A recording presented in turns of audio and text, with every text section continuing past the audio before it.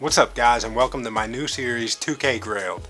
This is the series where I show you guys how to get some of the most rare and unique sneakers into your NBA 2K games. And we learn a little history on the shoe and what makes it so special. And today, we've got a monster grail for you guys. Literally. Let's get in there.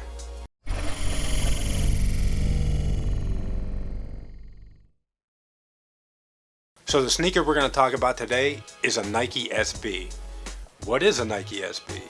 In 2002, after a failed attempt in the late 90s to break into the skateboarding scene, Nike, along with longtime wear tester and product researcher Sandy Bodecker, launched Nike SB, a separate division within Nike with the idea to create sneakers that check all the boxes for what skaters wanted and needed. Now Sandy really gets out there on the skate scene all over the country. He starts to know all the skaters, skate shops, and the culture. They decide to take the Nike Dunk, a shoe which had already been popular because of its original build, and make this their whole focus. Now the Dunk has a flat bottom, which is great for skateboarders for gripping the top of the boards. They already had a ton of colorways because of the Be True to Your School project of the mid 80s, and well, they were affordable. So Sandy takes the Dunk. He ends up adding a ton of extra padding to it, including their signature super fat tongue. They add thicker insoles with Zoom Air inside, and they use more durable materials like suede and higher quality leather for the shoes. They also signed 4 professional skaters to the team: Danny Supa, Richard Mulder, Gino Iannucci, and Reese Forbes, with each member getting their own separate colorway. These shoes become super popular on the skate scene. So later in 2002, after seeing the popularity of the new Nike SB, they decide to do their first collab on the sneaker. And they choose a little skate shop in New York City called Supreme. This first collab is heavily inspired by the elephant print on the immensely popular Jordan 3 sneaker. The shoes end up blowing up. Everybody wanted these, and not just skaters, but high-end sneaker collectors and early pioneers in the streetwear game. This also helps launch Supreme into the billion-dollar company it is today. Now after the success of that sneaker, Nike starts collabing with everybody. Other skate shops, artists, musicians, Tiffany. They also do a city pack for big cities like Paris, New York, and London. They even start doing unofficial collabs with inspirations from things like The Simpsons, Heineken Beer, and 7-Eleven. A lot of these collabs have gone on to become some of the most sought after, rare, and expensive sneakers in the world. Some have even started riots. But there is one collab that really stands out when you talk about sneaker grails because of its rarity and its crazy story. This is the legend of the Freddy Krueger Dunk. So in 2007, Nike decided to do another unofficial collab. This one, a horror pack inspired by characters from popular cult horror films. The shoes include a Jason Voorhees Dunk from Friday the 13th, an Air Trainer 1 from Dawn of the Dead, and the shoe we're talking about today, the Freddy Krueger Dunk from A Nightmare on Elm Street. Now, because this was an unofficial project by Nike, they couldn't use the actual names of the characters or the films. We'll get to why this is important in a minute. To name the shoes, they just named them vaguely after the colors they used for them. So Nike hires designers, goes on, creates the sneakers, and even send them out to shops early, but not to be sold yet. The Freddy Krueger Dunk, which in my opinion is a masterpiece, features high quality tan leather with red splatter, a knitted red and green stripe pattern on the toe, underlay, and the heel, which represents Freddy's iconic sweater, and a silver swoosh which represents the blades on Freddy's glove. It also features a graphic of Freddy's skin on the insoles. Everything done with high craftsmanship. So as all this is going on, New Line Cinema, the studio which makes the Nightmare on Elm Street film franchise, catches wind of what Nike's about to do. They get their hands on internal Nike emails which actually call the shoe the Freddy Krueger Dunk. This was enough to send to a judge and get a cease and desist for them to send to Nike to get the shoes destroyed. What a bummer. So Nike complies, they recall all the shoes they sent out, and they get everything back except 26 pairs, which a skate shop in Mexico sold early against their wishes. Now the rumor goes the recalled shoes were to be doused with oil and burned. Now I don't know if this is actually true because it doesn't seem very environmentally correct. I think Nike would have done something like repurpose them in some sort of way, but what the heck do I know? It's also rumored that some brave Nike employees rescued some pairs before they were destroyed and smuggled them out of the factory. These people are legends.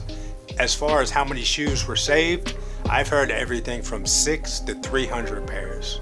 In my opinion, I sort of lean towards that higher end just because of how often these shoes show up at sneaker shows and conventions, plus a ton of people have posted these shoes on Instagram.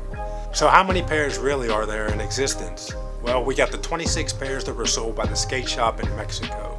There were also 26 sample pairs made which feature an all suede upper, and there was about 10 prototypes created which also feature black splatter on the leather upper along with the red. So if you add that to the rescued pairs, I'd probably say around 300 pairs. Because of that low number, these have become some of the rarest sneakers in the world and sought out by everyone from high-end collectors to celebrities. I know there's photos of Travis Scott wearing them. Kylie Jenner bought a pair which she gifted to her sister Kendall, and Hall of Fame MLB pitcher Randy Johnson has been on record of having a size 13 which he sold. And how much do these grails go for? I've seen sales for $15,000, $20,000, $40,000. In an interview with Complex, Lil Yachty said he was offered a pair for over $70,000, and recently Kai Cenat gifted Duke Dennis a dead stock pair which he paid $80,000 for. That's insane. And that's the legend of the Freddy Krueger dunk. Now if you don't happen to have an extra 80 G's sitting around, there are some other options. For about 80 bucks, you can get the Mystic Red dunk, aka the poor man's Freddy dunk. There's also an official Nightmare on Elm Street Air Max 95, and of course, the Freddy Krueger Croc. You can also find some pretty cool customs that people make online, and some of these are awesome. There's some other variations of dunks. You got Chuck Taylors, Air Force Ones, I don't know what that is, and some pretty sweet foam posits. I'm not gonna lie, those are dope. But my hope is, since Nike has been opening up the vault lately for the first time ever by releasing shoes like the Undefeated 4, the Tokyo 5, and the Wu-Tang Dunk, that maybe one day the Freddy Krueger Dunk will release. I still can't believe I own this shoe. This was a pipe dream for 25 years, and now I have it. By the way, if you enjoyed today's video, don't forget to hit that like button and subscribe. It really helps get this video out there. And leave a comment for any shoe you want to see me do in the future. But for now, let's head over to the studio, get the game loaded up, and get the Freddy dunk in there. Alright, from the main menu, we're going to go over to features.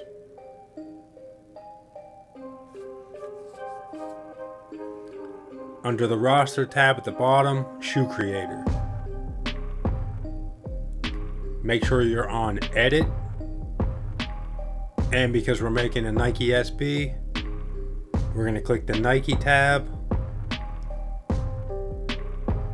and scroll down to Nike Dunk Low. These first three boxes, base accent, and base detail, we're going to use the same pattern, so pay attention. This is going to be the sweater. So click on base. And you're going to want to go down to patterns. Now I've seen some other people make this shoe and they use this pattern right here. I don't really like that one. I think the one I make looks a little better, and it's this one. First color, you're going to use your L1 and R1, and you're going to make it as red as you can, and then use your left stick and sort of tweak the color. I think right in the middle is sort of the sweet spot. That's looking good. For color 2, L1, R1. You want to go to the greens, sort of right in the middle. And then use your left stick, make it a little darker. And for color 3, you're going to make that same exact green.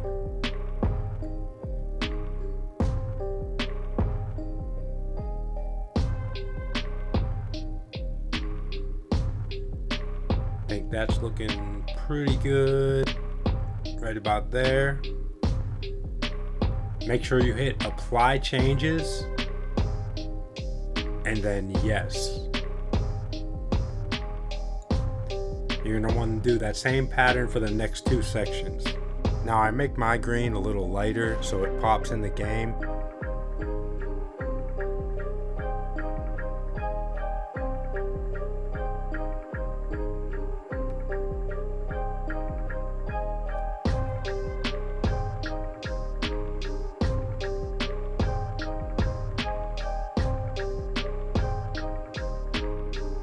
Next up, we're going to do the outsole. Go to team colors.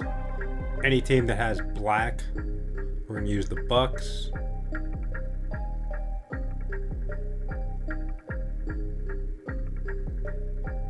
Oh yeah, go back down to the first 3 sections in each one and click each one. And for material, change that to fabric. That's going to look a lot better.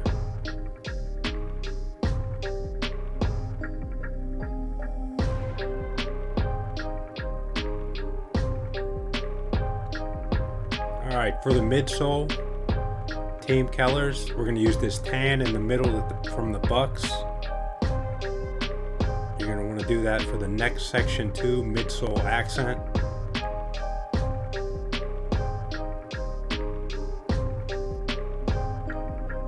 Next up, we're going to go and do the lace. So scroll up, click lace, team colors. And we're going to go to the pelicans. Right there, that tan at the bottom on the right. Perfect. Alright, now we can go back down and we're going to do the red splatter on the upper. You're going to want to pick this pattern right here, this purple one. For color 1 and color 2, you're going to want to match that shoelace. So use L1 and R1, kind of go where the orange meets the yellow. And then use your left stick and kind of match it up. For color 3, this is going to be the actual bladder pattern, that red. And then you want to kind of go a little darker than you did before with the reds, just so it looks more like a maroon. I think that's looking pretty good like that. You could skip toe speckle. For the tongue, we're going to want to go back to team colors. And you're going to want to pull up the bowls.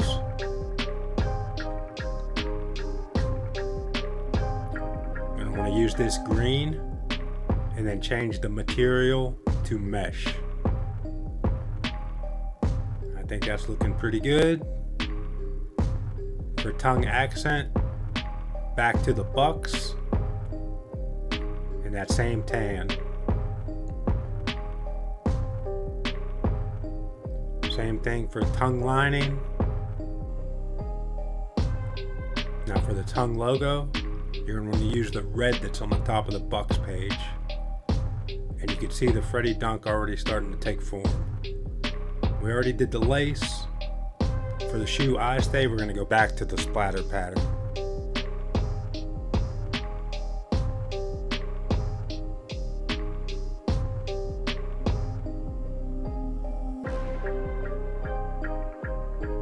Skip shoe eye stay speckle.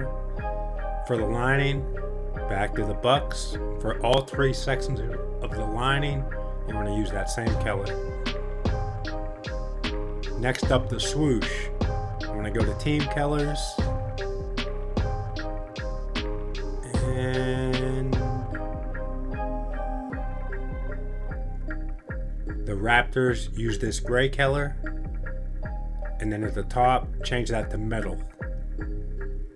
You're going to want to do that for the next 2 sections.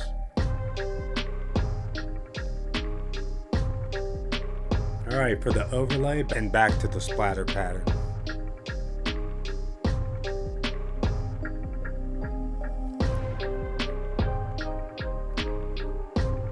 Skip the overlay speckle, heel, same pattern.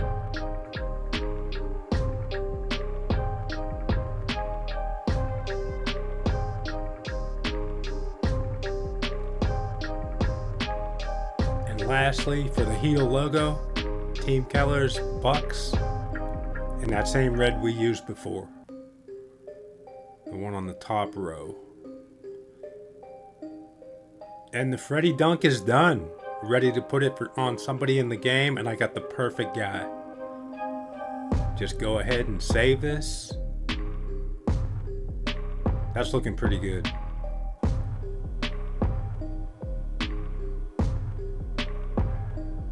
Now, when you go back into edit and you click on Nike, if you scroll back to that Nike Dunk low, you'll see it right there if you need to tweak it or anything.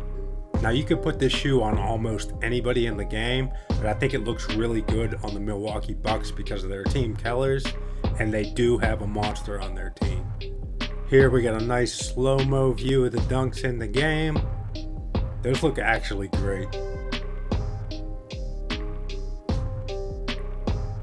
This is my all-time custom roster. If you're interested in downloading that, go to roster downloads, click on modern era, and type in Jack Beck 360 and you'll find it. And that's it. So that's it. Thanks for watching. If you enjoyed today's video, don't forget to like and subscribe. Leave a comment for future shoes you want to see. And we'll see you in the next video. Stay safe out there.